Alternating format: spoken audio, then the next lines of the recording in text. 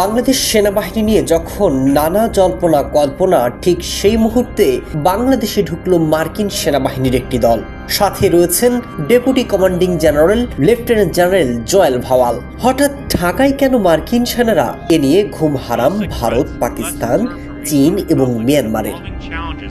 Such as the Democratic People's Republic of Korea's military strategy, tactics, capabilities, as well as its growing... কয়দিনে বেশ রব বাংলাদেশ নিয়ে চলছে দেশি বিদেশি নানা ষড়যন্ত্র।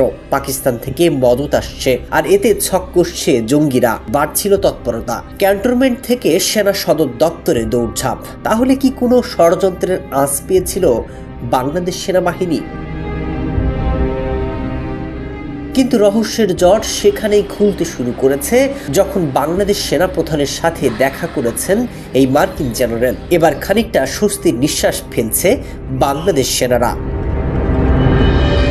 তথ্য বলছে, মিয়ানমার সীমান্ত নিয়ে যখন বাংলাদেশের ঘাড়ে নিঃশ্বাস ফেলছে আরাকান আর্মি, এদিকে ভারত থেকেও আসছে নানা উস্কানি।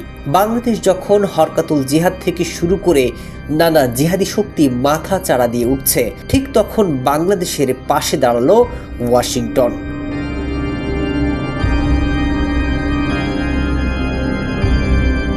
এদিকে ভারতকে পাশ কাটিয়ে যখন চীন সফরে যাচ্ছেন ডক্টর ইউনূস, ঠিক এমন সময় মার্কিন সেনার এমন আগমন নিয়েও খানিকটা চিন্তার ভাঁজ ভারত সরকারের।